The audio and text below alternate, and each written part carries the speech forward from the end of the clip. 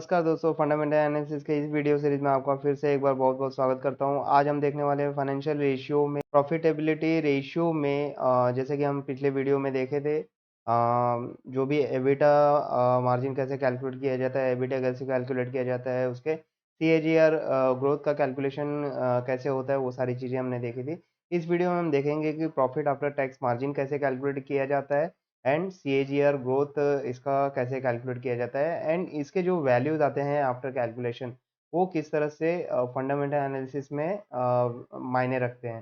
तो ये सारे वैल्यूज को profit after tax margin and इसके सीएजीआर ग्रोथ को हम फंडामेंटल एनालिसिस करते वक्त किसी भी स्टॉक का फंडामेंटल एनालिसिस करते वक्त किस तरह से यूज़ करना होता है, उससे क्या कंक्लूजन निकालना होता है, उससे किस तरह से डिसीजन मेक करना होता है, वो सारी चीज़ें हम इस वीडियो में डिस्कस करने वाले हैं। तो चलिए वीडियो को आगे बढ़ाते हैं। सबसे पहले हम बात करेंगे फाइनेंशियल रेशियो। जैसे कि मैंने ऑलरेडी पिछले वीडियो में भी बताया था कि फाइनेंशियल रेशियो में जो चार टाइप के रेशियोज होते हैं, उसमें से सबसे पहला है profitability ratio, then leverage ratio, then valuation ratios and last operating ratios. ठीक है, तो इसमें से हम सबसे पहले अभी कंटिन्यूएशन में जो चल रहा है हमारा प्रॉफिटेबिलिटी रेशियो, उसमें से हमने एबिटा मार्जिन एंड एबिटा कैसे कैलकुलेट करते हैं, उसके सीएजीआर ग्रोथ कैसे कैलकुलेट करते हैं, वो हमने देख लिया। इसके साथ ही हम आगे देखेंगे कि प्रॉफिटेबिलिटी रेशियो में एबिटा मार्जिन जो ऑपरेटिंग प्रॉफिट मार्जिन होता है या EBITDA growth compounded annual growth rate जो हम कैलकुलेट करते हैं। उसके बाद जो नेक्स्ट वीडियो अभी हम कंटिन्यू कर रहे हैं वो है प्रॉफिट आफ्टर टैक्स मार्जिन का एंड इसका सीएजीआर ग्रोथ कैसे कैलकुलेशन करते हैं। वो सारी चीज़ें हम इस वीडियो में कंटिन्यू करने वाले हैं। इसके साथ ही आप देख सकते हैं कि आने वाले वीडियो सीरीज में आपको सीक्वेंस कैसे होगा, रिटर्न ऑन इक्विटी पे बात करेंगे, रिटर्न ऑन एसेट पे बात करेंगे and simply return on capital employed पे भी बात करेंगे। तो ये सीक्वेंस में आपको वीडियोस मिलने वाले हैं। तो कंटिन्यूअसली छोटे छोटे videos and in depth videos आपके लिए लेकर आ रहा हूँ सो दैट आपको ओवरऑल जब आप पूरा वीडियो सीरीज कंप्लीट कर ले तो आपको एक किसी भी स्टॉक को प्रॉपर वे में एनालिसिस करने में काफ़ी सहायता हो, काफ़ी मदद मिले। ओके, तो चलिए वीडियो को कंटिन्यू करते हैं एंड स्टार्ट करते हैं कि हमारा जो प्रॉफिट आफ्टर टैक्स मार्जिन है उसका फॉर्मूला क्या होता है, किस तरह से हमें कैलकुलेशन करना होता है। तो profit after tax margin calculate करने के पहले मैं एक चीज़ बता दूँ, पिछले वीडियो में जो आपने देखा था, एबिटा आपने कैलकुलेट किया था, ठीक है? तो इसमें क्या था earning before interest tax depreciation and amortisation, ठीक है? तो इसमें आपने क्या किया था, जो भी ऑपरेटिंग एक्सपेंसेस आए थे, उसे आपने कैलकुलेट किया था, ठीक है? एंड जो रेवेन्यूज़ आए थे, उस पे आपने फ़ोकस किया था। मतलब आपने जो प्रॉफ़िट कैलकुलेट किया था वो ऑपरेटिंग लेवल पे कैलकुलेट किया था। बट हम अभी क्या करने वाले हैं, जो भी नेट प्रॉफ़िट हमारा बचता है, ठीक है? नेट प्रॉफ़िट बचता है आफ्टर टैक्स, ठीक है? ये आपने पहले जो रेवेन्यू जनरेट हुआ, ओके? रेवेन्यू जनरेट हुआ उसमें से आपने पिछले वीडियो में आप अगर जाके देखोगे या फिर आपको याद होगा तो उसमें हमने फाइनेंस कॉस्ट, ठीक है? फाइनेंस कॉस्ट और अमोर्टाइजेशन कॉस्ट, तो पिछले वीडियो में आप जाकर देखो तो वहाँ पर आपने अमोर्टाइजेशन डिप्रिसिएशन एंड अमोर्टाइजेशन का जो वैल्यूज था वो आपने माइनस कर दिया था, यानी आपने जो नेट प्रॉफिट कैलकुलेट किया था वो कहाँ कैलकुलेट किया था, ऑपरेटिंग लेवल पे कैलकुलेट किया था। बट अब क्या करना है कि आपको नेट प्रॉफिट कैलकुलेट करना है। नेट प्रॉफिट कैलकुलेट करने के लिए क्या करना पड़ेगा आपको, जितने जो भी रेवेन्यू आपका जनरेट हुआ है, ठीक है, जो भी आपने कमाई की है उसमें से जितने भी टाइप के खर्चे हैं, ऑल कॉस्ट या एक्सपेंसेस आप बोल सकते हो, कि वो सारी चीज़ें माइनस करने के बाद और उसके बाद टैक्स पे करने के बाद जो आपके पास नेट अमाउंट बचता है वो आपका होता है नेट प्रॉफिट या प्रॉफिट आफ्टर टैक्स, ठीक है? तो इसके ऊपर हम बात करने वाले हैं और ये कैसे कैलकुलेट करना है वो आगे के स्लाइड में मैं आपको एक एग्जांपल के तौर पे भी दिखा दूंगा, ठीक है? तो यहाँ पे सबसे पहले हम बात कर लेते हैं कि प्रॉफिट आफ्टर टैक्स कैसे कैलकुलेट किया जाता है। चलिए तो यहाँ पे एक एग्जांपल से समझने की कोशिश करते हैं। पहले यहाँ देखते हैं कि प्रॉफिट आफ्टर टैक्स मार्जिन का जो फॉर्मूला होता है वो होता है profit after tax divided by total revenue. जो टोटल रिवेन्यू जनरेट किया है उसमें से कितना प्रॉफिट, कितना परसेंटेज ऑफ प्रॉफिट आप बचा पा रहे हैं आफ्टर पेइंग द टैक्स, ठीक है? तो ये कैलकुलेशन हम करेंगे। मान लेते हैं अभी मैं कंसीडर करता हूँ कि कंपनी ए है, ठीक है, एंड कंपनी बी है, ठीक है। कंपनी ए ने 1000 करोड़ का रेवेन्यू जनरेट किया है जिसमें से उसने प्रॉफिट आफ्टर टैक्स जो बचता है वो 100 करोड़ का बचता है। वहीं पे जो कंपनी बी है वो भी सेम रेवेन्यू जनरेट कर रही है, बट प्रॉफिट आफ्टर टैक्स जो है 150 करोड़ का है। ठीक है, तो ये मान लेते हैं अभी 2024 की हम बात कर रहे हैं। ओके, फॉर एग्जांपल ये 2024 की हम बात कर रहे हैं, ये करंट ईयर की बात कर रहे हैं। ओके, अब यहाँ पे सिंपली हम ये फॉर्मूला यूज करते हैं, प्रॉफिट मार्जिन। ठीक है, प्रॉफिट आफ्टर टैक्स मार्जिन जो है, ओके, ये कैलकुलेट करने के लिए हमें क्या करना पड़ेगा, प्रॉफिट आफ्टर टैक्स कितना है, 100 है, divided bye revenue, total revenue कितना है, 1000 है। ठीक है, 1000 इनटू 100 करते हैं परसेंटेज के टर्म में निकालने के लिए, क्योंकि प्रॉफिट आफ्टर टैक्स मार्जिन जो है परसेंटेज के टर्म में हम निकालेंगे तो 100 से मल्टीप्लाई करते हैं, तो ये 00 ये कैंसल आउट। ठीक है, मतलब यहाँ पे आपको देखो 10% का प्रॉफिट आफ्टर टैक्स मार्जिन मिला है कंपनी ए में। कंपनी ए ने आपको 10% का प्रॉफिट आफ्टर टैक्स मार्जिन दिया है इन 2024। ठीक है, अभी वहीं पे हम कैलकुलेट करते हैं बी में क्या मिला है। बी में अगर हम देखें प्रॉफिट आफ्टर टैक्स मार्जिन कितना है, तो profit after tax divided by total revenues into 100 percentage में कैलकुलेट करने के लिए, यहाँ पे आप देखेंगे कि 15% का प्रॉफिट आफ्टर टैक्स मार्जिन मिला है। ठीक है, यहाँ पे 15% का प्रॉफिट आफ्टर टैक्स मार्जिन मिला है, जो कि कंपनी ए से ज़्यादा है। ठीक है, तो अभी इस बेसिस पे मैं क्या डिसाइड करूँगा कि मुझे अगर इन्वेस्टमेंट करना है तो I will prefer to go with company B. ठीक है, ये यहाँ पे डिसीजन मेक कर लूंगा मैं, बट अभी अभी भी पिक्चर पूरा क्लियर नहीं हुआ है। अभी क्या है, दूसरा होता है कंपाउंडेड एनुअल ग्रोथ। ठीक है, कंपाउंडेड एनुअल ग्रोथ क्या हो रहा है कि पिछले कुछ सालों में किस तरह से कंपाउंडिंग ग्रोथ दिया हुआ है। ठीक है, अब वो कैसे कैलकुलेट करना है, तो उसके लिए जो फॉर्मूला है वो क्या है, C A G R of any values, ठीक है, is equal to ending value. End में मतलब जैसे कि 2024 में जो वैल्यू है आज करंट डेट में, वो एंडिंग वैल्यू हो जाएगा, मतलब यहाँ पे एंड हुआ है। बिगनिंग वैल्यू मतलब कहाँ से आप पकड़, पिछले 5 साल से पकड़ रहे हैं या पिछले 10 साल से पकड़ रहे हैं। ठीक है, यहाँ पे करंट वैल्यू है। ओके, करंट वैल्यू है, यहाँ से पीछे 5 साल जा रहे हैं आप। ओके, पीछे 5 साल जा रहे हैं या फिर इसके भी पीछे 10 ईयर्स तक जा रहे हैं। ओके, तो ये आपका डिपेंड करता है। ओके, तो यहाँ पे करंट एंडिंग वैल्यू में ये करंट वैल्यू आ जाएगा, बिगनिंग वैल्यू में आप 5 साल पीछे जा रहे हैं तो ये आपका बिगनिंग वैल्यू आ जाएगा, या फिर 10 साल पीछे का देख रहे हैं तो ये 10 ईयर्स का वैल्यू यहाँ पे बिगनिंग वैल्यू में आ जाएगा। अगर आप 5 ईयर्स का देख रहे हैं तो एन इजिकल टू 5 हो जाएगा, या फिर अगर आप 10 साल का देख रहे हैं तो पिछले 10 साल का एन इजिकल टू 10 हो जाएगा। ओके, तो हम पिछले 10 साल का हम देखेंगे थोड़ा। ओके, फॉर एग्जाम्पल कि 2024 का अभी करंटली हमने बात किया कि 100 करोड़ का नेट प्रॉफिट जनरेट किया है। ओके, अभी हम बात करते हैं कि 2014 में, ठीक है, 2014 में कंपनी ए ने प्रॉफिट आफ्टर टैक्स जो जनरेट किया था वो मान लेते हैं 10 करोड़ सीधा। ओके, सिंपल सी बात है। और यहाँ पे कंसीडर करते हैं कि 2014 में कंपनी बी ने, ठीक है, कंपनी बी ने ऑलमोस्ट 300 करोड़ का प्रॉफिट आफ्टर टैक्स जनरेट किया था। ओके, फॉर एग्जांपल अभी यहाँ पे होता क्या है देखिए, अभी सबसे पहले हम कंपनी ए के लिए सी ए जी आर कैलकुलेट करेंगे। तो कंपनी ए का सी A G are is equal to क्या होगा, एंडिंग वैल्यू क्या हो जाएगा, एंडिंग वैल्यू आपका करंट वैल्यू 100 हो गया, डिवाइडेड बाय बिगनिंग वैल्यू 10 हो गया। ठीक है, ये बिगनिंग वैल्यू हो गया 10 साल पहले का, 2014 में जो हुआ था। तो 100 divided by 10 raise to 1 divided by 10 years का कर रहे हैं तो 1 डिवाइडेड बाय 10 माइनस 1, ये कितना हो जाएगा, इसका वैल्यू अगर मैं कैलकुलेट करूँ तो यहाँ पे 10 रेज टू 0.1 माइनस 1, इसको मैं कैलकुलेट करता हूँ तो ये आता है अप्रॉक्सीमेट 0.2589। ठीक है, ये वैल्यू आती है 0.2589।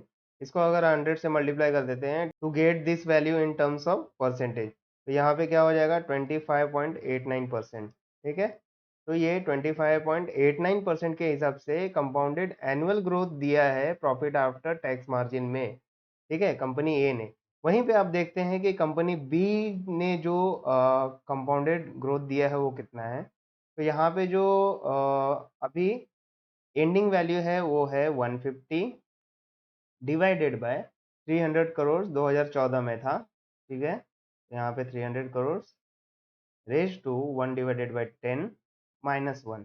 अभी ये कितना हो जाएगा, 1/, ठीक है, तो 1/2 हो जाएगा, मतलब 0.5 raise to 0.1। Okay, minus compounded annual growth जो है ये आपको निगेटिव में आएगा, 0.06696। ठीक है, अगर इसको नियर अबाउट लेते हैं इन टर्म्स ऑफ 100 करता हूँ तो ये आएगा 6.7 के आसपास। ठीक है, 6.7% माइनस में आपको एनुअल ग्रोथ दिया हुआ है। माइनस में क्यों बोल रहा हूँ, क्योंकि देखिए 10 साल पहले 300 करोड़ प्रॉफिट जनरेट कर रहा था, ठीक है, आफ्टर टैक्स। बट अभी 10 साल बाद वो ऑलमोस्ट हाफ हो गया है।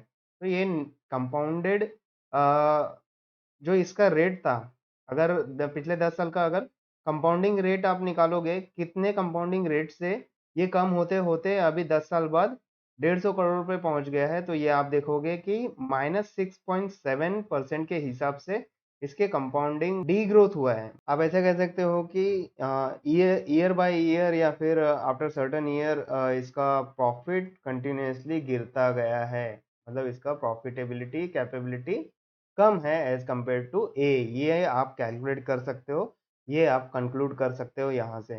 तो अब देखिए, प्रॉफिट आफ्टर टैक्स मार्जिन मैंने कैलकुलेट किया ए और बी का, तो वहां पे क्या पता चला कि profit after tax margin company A का 10% है, कंपनी बी का 15% है। यहाँ पे बी जीत गया।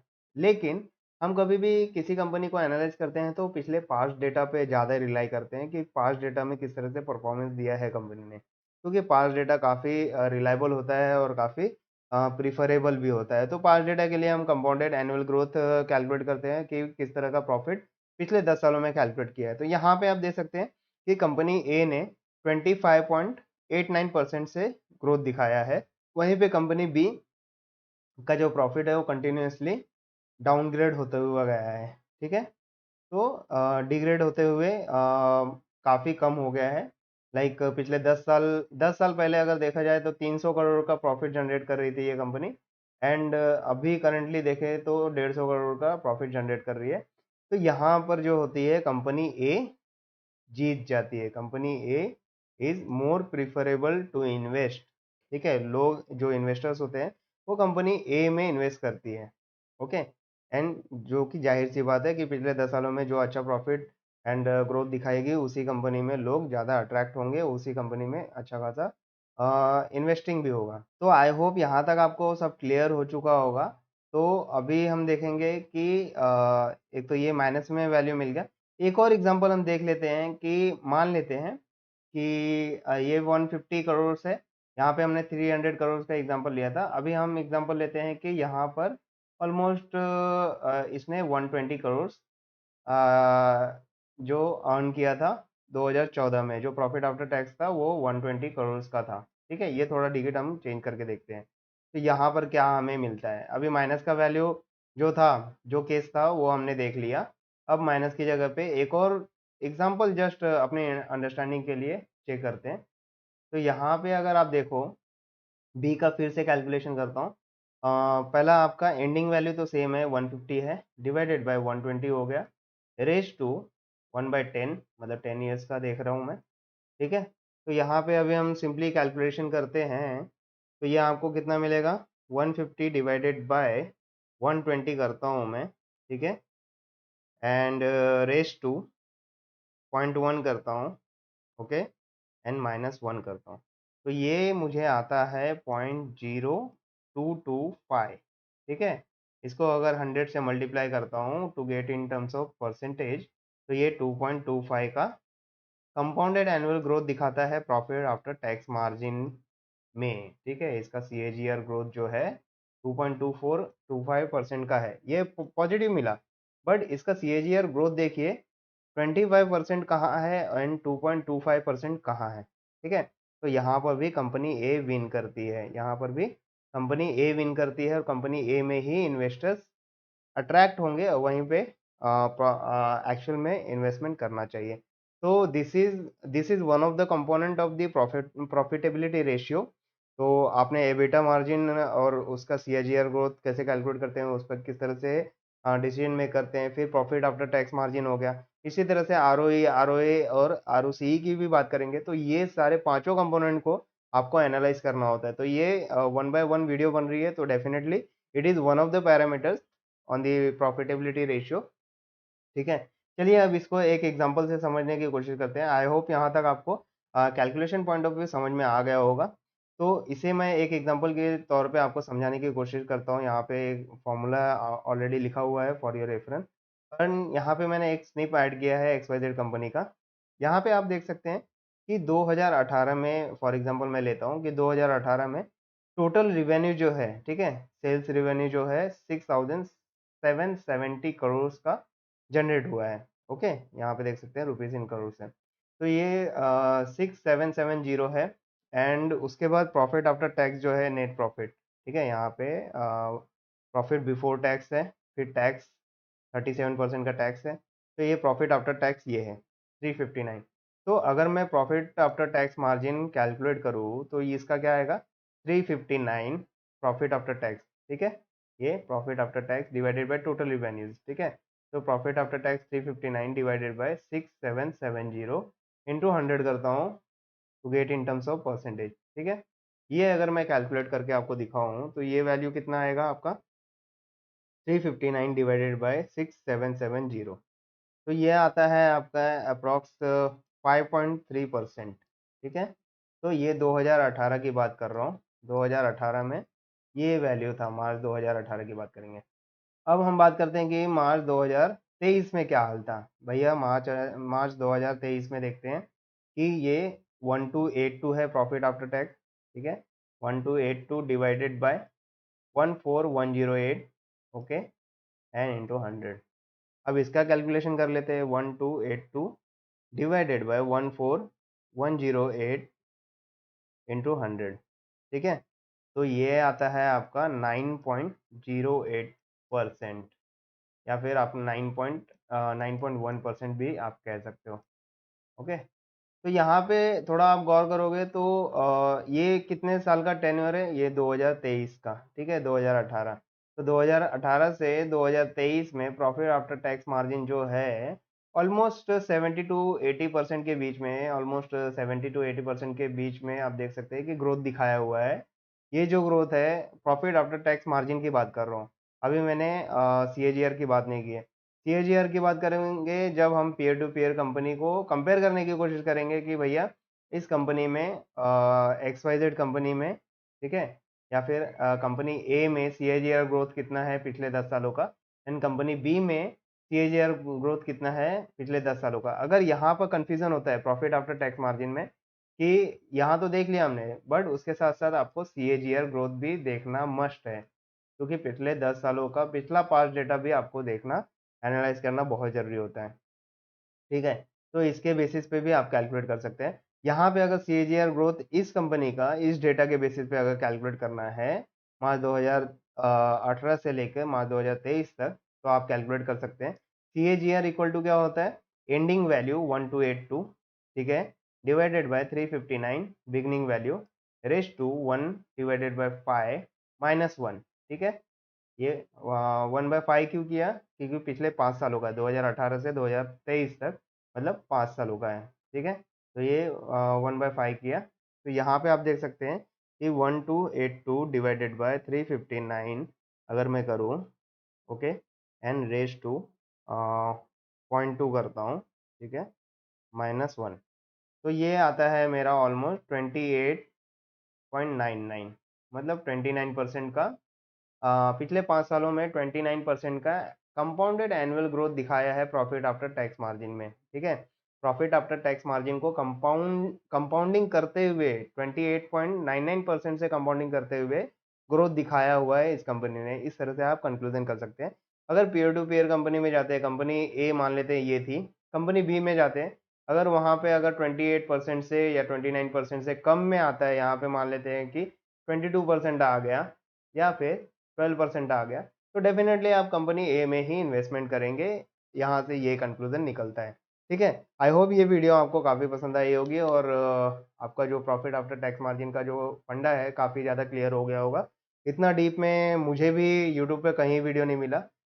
डेफ़िनेटली मैं चाहता हूँ कि हर एक फंडा अगर बहुत ही डीप में बहुत ही अच्छी तरह से क्लियर हो, तो मार्केट में काम करने में कोई भी डिफ़िकल्टी नहीं होती, कोई भी कन्फ्यूज़न नहीं होता है। तो इसके अलावा आपको किसी भी तरह का डाउट हो तो डेफ़िनेटली हमारे सोशल मीडिया प्लेटफ़ॉर्म पर कनेक्ट हो सकते हैं या फिर जहाँ पे ये वीडियो देख रहे हैं वहाँ पे आप कमेंट कर सकते हैं, मैं डेफ़िनेटली आपको रिप्लाई करूँगा। साथ ही फाइनेंशियल एजुकेशन बाय मुकेश के साथ जुड़े रहने के लिए, बने रहने के लिए, हमें मोटिवेट करने के लिए बहुत-बहुत धन्यवाद। मिलते हैं नेक्स्ट वीडियो में नए कॉन्सेप्ट के साथ, नए इन्फॉर्मेटिव कंटेंट के साथ। Thank you so much and all the best. Bye bye.